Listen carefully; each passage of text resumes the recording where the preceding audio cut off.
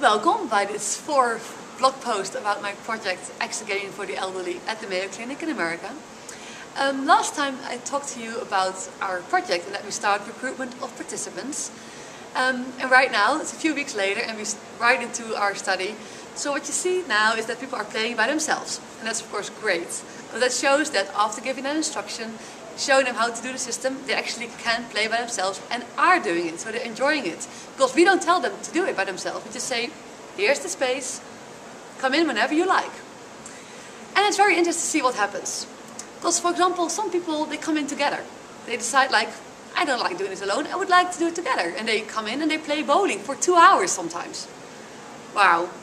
And then some people, they come in together, but they also like playing by themselves. Just for example, they like to play the body and brain game. It's much more about cognitive puzzles, and that's harder to do together. So there are different reasons to play, and they do it both, or they do it once, or 3 times a week. Whatever they feel comfortable with. And that's very interesting for us, because we like to learn about the motivations and also the barriers. Because some people, we train them, and we ask them, so what do you think? Are you going to play by yourself?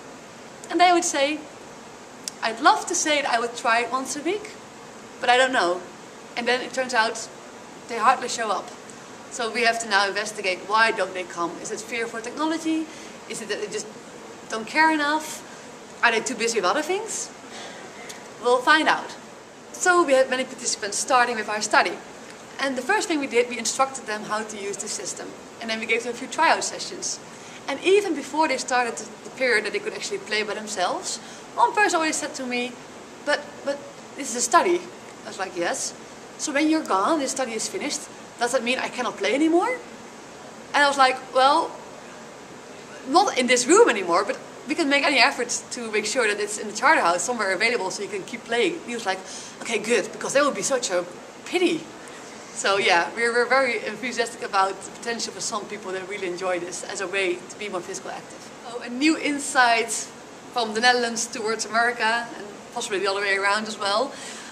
It's election time, as you all are very well aware of, and I've been watching the debates. There's only 3 of them, so it's pretty easy to follow. 2 of the candidates are one of the, what's the word again? Moderator? Moderator, thank you for that.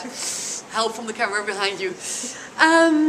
In the Netherlands, we've got a very different system. We don't have 2 parties, we've got 20 parties. And many of the discussions are issue-based instead of party-based.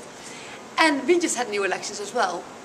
And talking back home, because I was just visiting there for 2 weeks, people mentioned to me like, oh man, I got so bored of all these debates, because every evening there's some debates going on. If you've got 20 parties and you want them to talk in little groups of 2, 3, 4 parties at a time about a certain issue, well, do the math. It's a lot of discussion on television. So it's very interesting to see this difference in the political system and how that translates back to communication towards the voters. So thank you for watching this episode, and please tune in next time for the 5th installment, where I will tell you a bit more about, well, the first findings that we found about motivation.